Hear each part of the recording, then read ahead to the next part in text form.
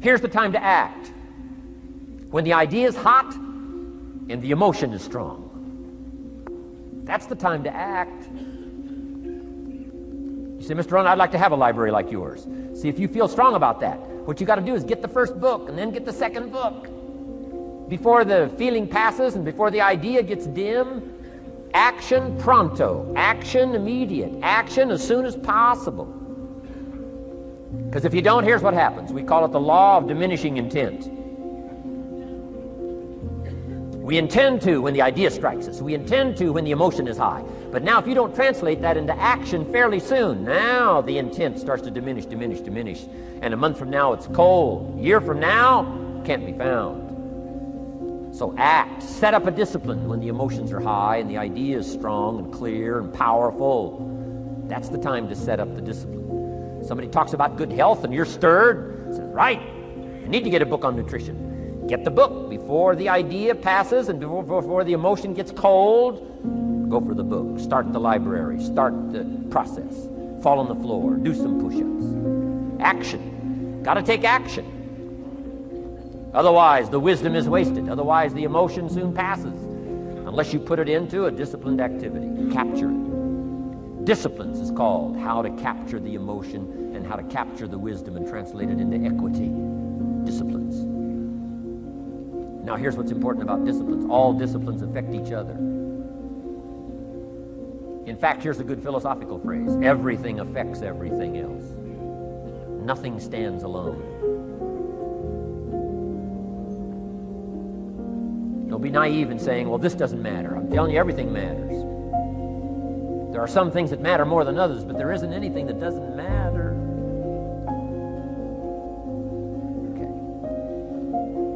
We all pity the man who says, well, this is the only place I let down. Not true. Key to take home. Every letdown affects the rest of your performance. Every letdown affects the rest. This is part of the educational process on personal development.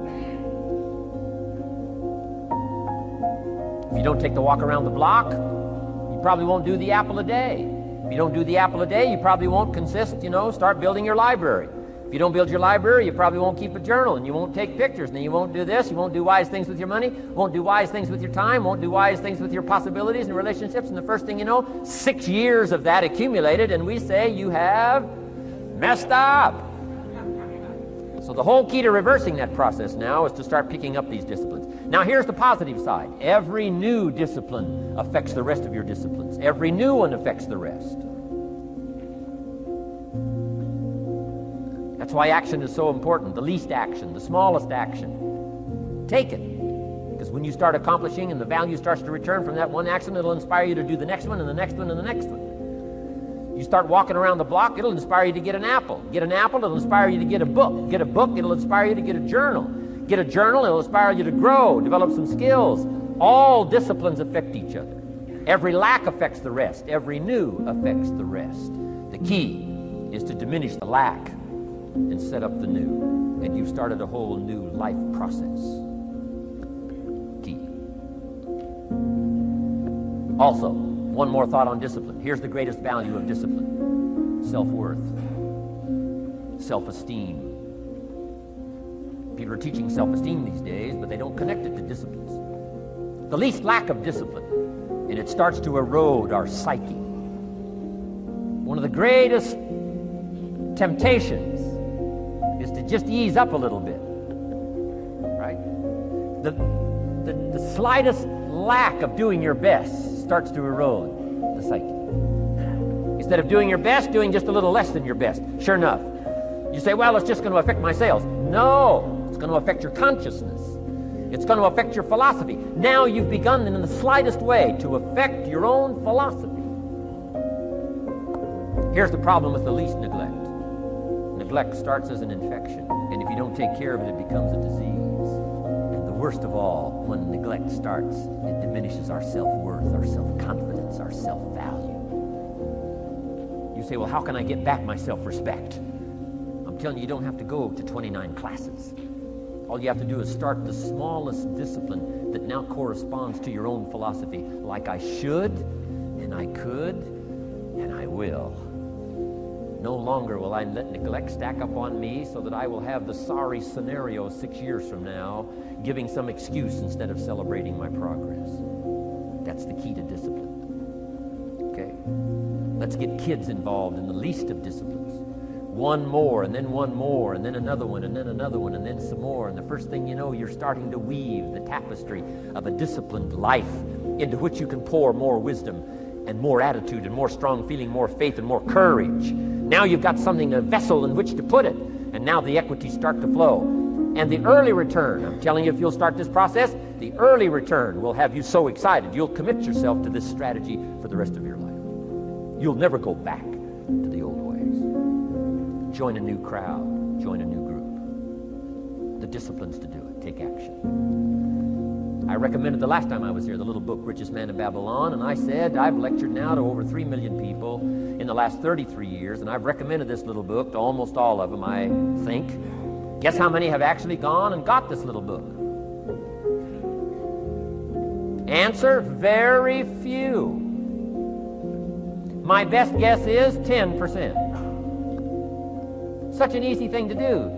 In that last seminar, right, I suggested this little book, number one, is easy to find. Number two, it's easy to buy. The most you can pay for it, $6, $7, $8. You can borrow that from your kids.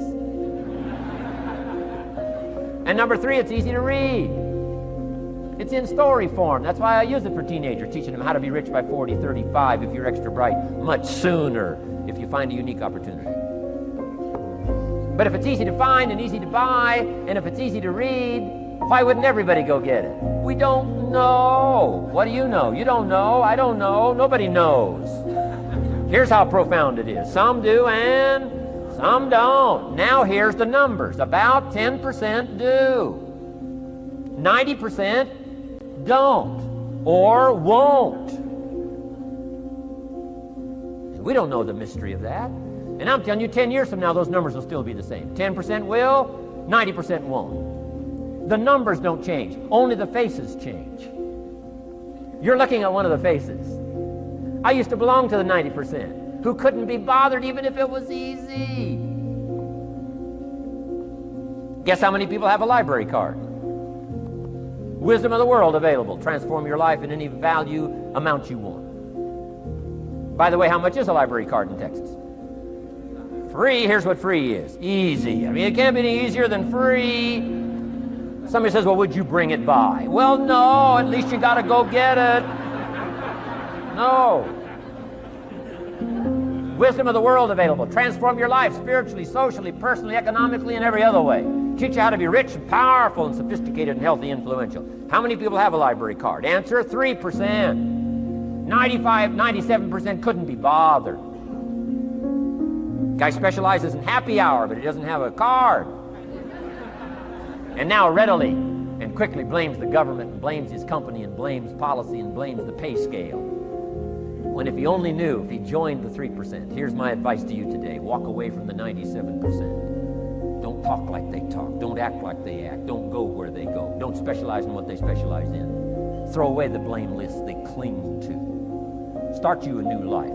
You say, well, is it as simple as getting a library card and join the 3%? And the answer is, of course. Of course. That's how easy this stuff is. This is so easy. It's so simple. It's not complex. You don't need a 2,000-year-old guru. You don't need multi-track affirmations. I'm telling you, don't. Affirmation without discipline is the beginning of delusion. Don't let somebody sweep you into some contrary way to nature itself says, unless you labor the miracle of the seed and the soil and the seasons and God and all the other stuff that's available, sunshine and rain, that's not available to you by affirmation. It is only available to you by labor. So labor well. Okay.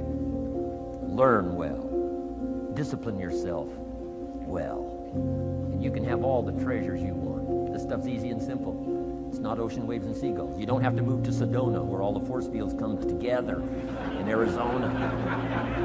Let's teach our kids the simple ways to transform their health, number one. Their economics, number two. Their ability to communicate, number three.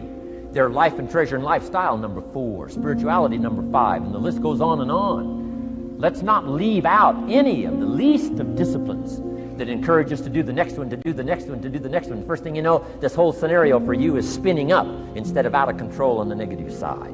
This is all you got to do. It's as simple as this. It's as simple as a start, committing yourself to life change. And once you start down this road, I promise you, you'll join the 10% and the 3%.